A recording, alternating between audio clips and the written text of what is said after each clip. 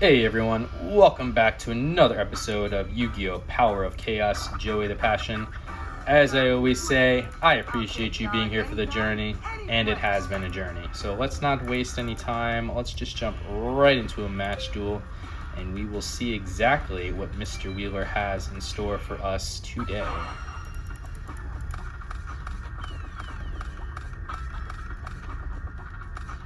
Alright, what do we got? We got the Morphing Jar number 2. It's a 3-star monster with 800 attack, 700 defense with a really good flip effect of return all monster cards on the field to their respective decks and shuffle them.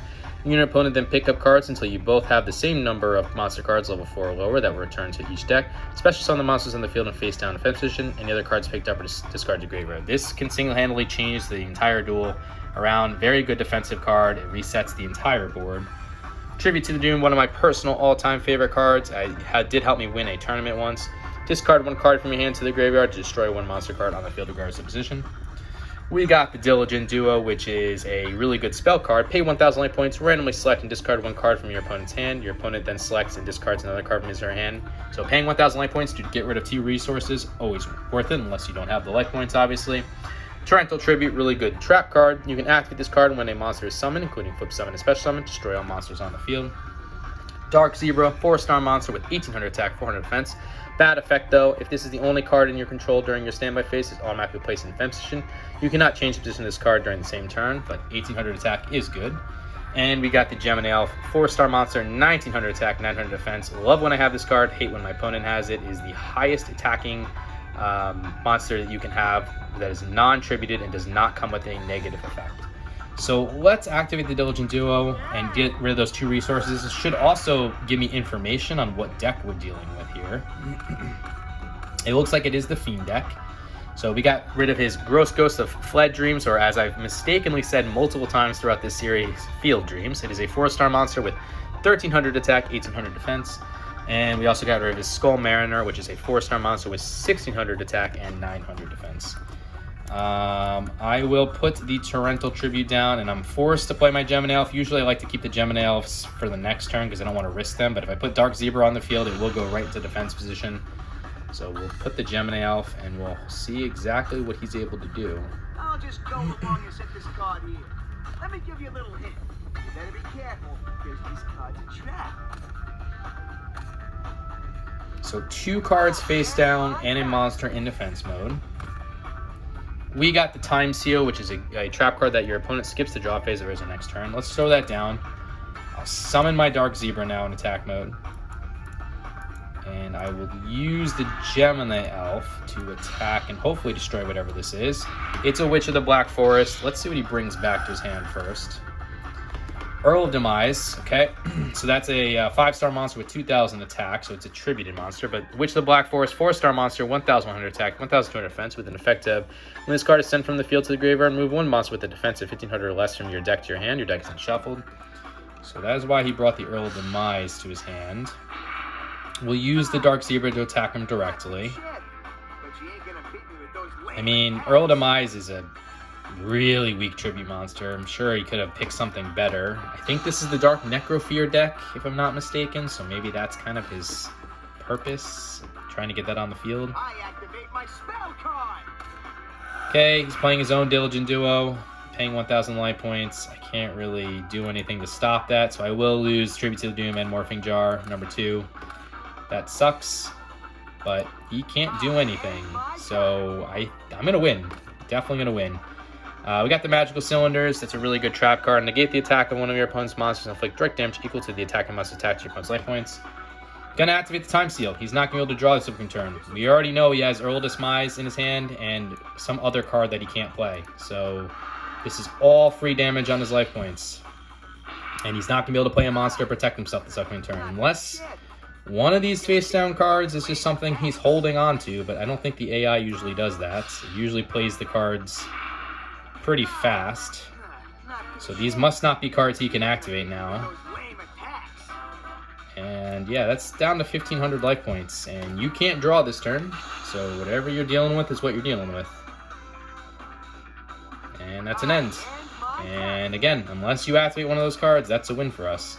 Mask of Brutality, that's an equipped spell card that a monster equipped with this card increases attack by 1,000 points and decreases defense by 1,000 points. Pay 1,000 life points during each of your standby phases. If you cannot, this card is destroyed. So, yeah, that will be a win. A pretty much flawless win because the only life point damage we took was from the Diligent Duo that we activated.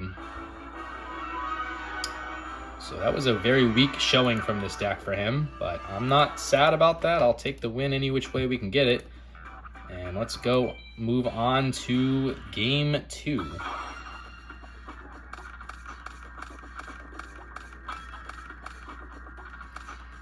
Okay, we got United We Stand, one of my really all-time favorite cards here, or I should say recently favorite cards here, as it's shown its worth multiple times. A very, very good equipped spell card. For every face-up monster you control, increase the attack and defense of the equipped monster by 800 points. Got the Morphing Jar number 2 again. Monster Reborn, a staple of the Yu-Gi-Oh! Franchise in general. Select one monster card from either your opponent's or your own graveyard and place it on the field under your control and attack or defense position. Face up, it's considered a special summon. We got Zombra the Dark, 4-star monster, 2100 attack, 500 defense, so over 1900 attack, non-treated monster, negative effect. This is one of them. This card cannot attack the player directly. Each time this card destroys a monster in a battle, decrease the attack of this card by 200 points. We got the Penguin Soldier, 2-star monster, 750 attack, 500 defense, with a flip effect of you can return up to 2 monster cards from the field to the owner's hand.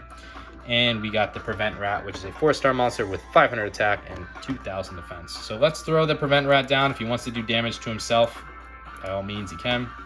And we'll end things there. Okay, we're seeing Witch of the Black Forest again. He is going to go on the offensive. Gonna lose some life points as a result.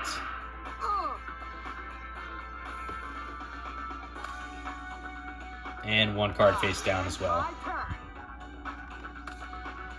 Okay, we got the Rock Spirit, which is a 4-star monster with 1700 attack, 1000 defense, with an effect of this monster can only be special summoned by removing 1 Earth monster in your graveyard from play. Increase the attack of this monster by 300 points during your opponent's battle phase. Let's summon Zombra now.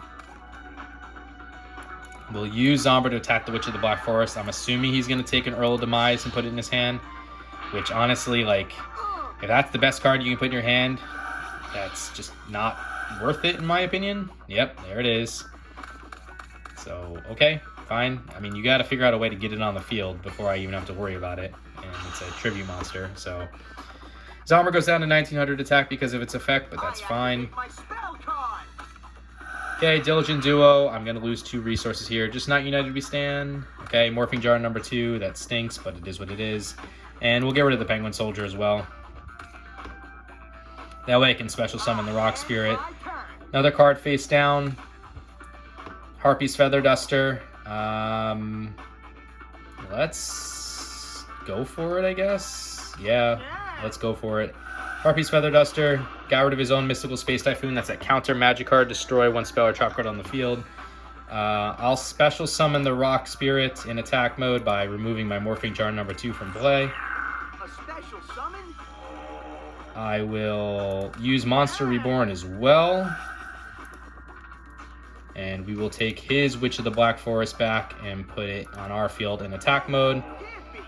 I'll switch the Prevent Rat to attack mode, why not? And I'm activating United We Stand and equipping it to my Rock Spirit.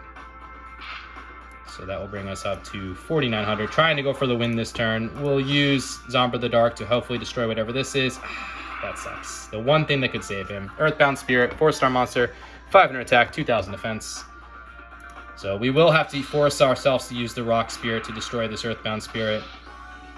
We'll get some free damage with Witch of the Black Forest and the Prevent Rat, but he definitely bought himself 1 more turn. I tried to go all in on that turn. One thing that could save him really was an Earthbound Spirit. So you can see the benefit of United We Stand, though. That almost won us the game. But he's basically only got 1 more turn here. He's got to figure it out this turn. Just a card in defense mode, so I don't think that's going to really do anything for him. We got the Torrential Tribute again. We'll throw that down. We're going to go for the exact same play. Unless this is another Earthbound Spirit, we should win. Okay, Souls of the Forgotten's not going to do it. 2-star monster, 900 attack, 200 defense. That's just really weak. And the Rock Spirit for the win. So fast games again. For the last 2 episodes, basically, we've had some pretty fast games, or we're just overpowering him fastly here, but Hoping for 3 new cards here, or at least a powerful card to add to our deck. Okay, I'm not mad about that. 3 new cards. I don't think they're good cards, but 3 new cards is 3 new cards, and that is all we care about because we're trying to complete the card list here. So let's take a look at those cards. We have Deal of the Phantom, which is a trap card, and select 1 monster face up on the field. Increase the selected monster's attack by 100 points for each monster in your graveyard during the turn this card is activated. The number of monsters is applied when this card is activated. So that could, like, if you had like 10 cards, obviously, it's 1,000 more, but it's just too, I don't think it's worth it. So we'll pass on that, but I can see it having some benefit. We got the Manga Ryu Ran, which is a 7-star monster with 2,200 attack, 2,600 defense. With the card with an effect of this card cannot be summoned unless Toon World is on the field. This card cannot attack in the same turn that it is summoned.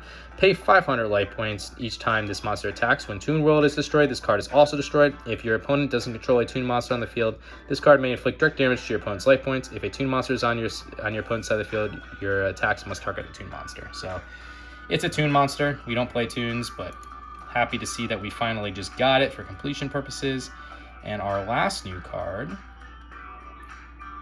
was the Skellige Angel, which is a 2-star monster, 900 attack, 400 defense with a flip effective. You can draw 1 card from your deck. So that has some benefits if you're trying to draw deck cards, but not really the purpose of our deck. So we'll pass on that as well. But again, not unhappy to see 3 new cards. We're at 156 of the 350 cards for 44.5% completion. So anyway, guys, I hope you enjoyed this episode. If you did, consider liking, commenting, subscribing, all that fun stuff. You don't have to, but I would appreciate if you did, as it lets me know you're enjoying the content. And until the next episode, later.